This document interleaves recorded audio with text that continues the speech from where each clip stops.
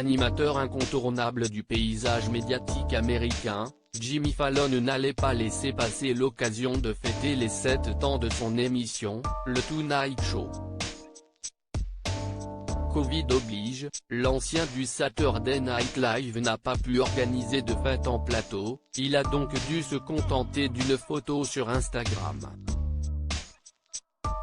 Sur ce cliché, on le voit au milieu de beaucoup de ballons avec ses 2 filles, Winnie et France, âgées respectivement de 6 et 7 ans.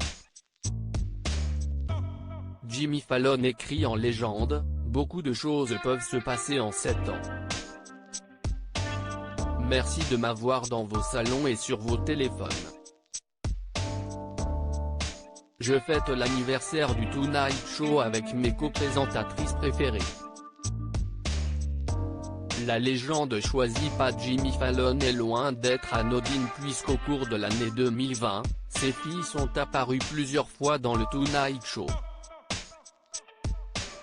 Au printemps 2020, le confinement imposé aux États-Unis empêchait le tournage de l'émission, Jimmy Fallon a donc dû enregistrer de chez lui.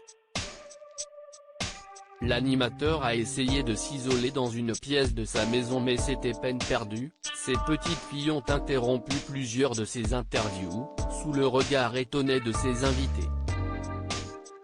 On se souviendra notamment de la fois où sa fille Winnie a débarqué en plein milieu d'un interview du quarterback Russell Wilson et de la chanteuse Ciara pour annoncer qu'elle avait perdu une dent.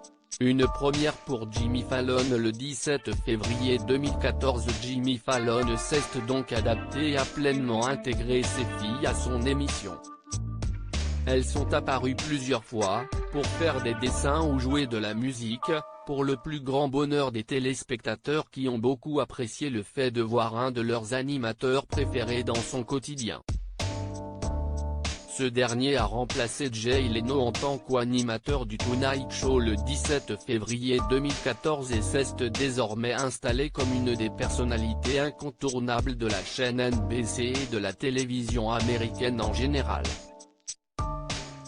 Avec l'assouplissement des restrictions sanitaires outre-Atlantique, le Tonight Show a nouveau lieu en plateau, mais on espère revoir Winnie et France à l'antenne.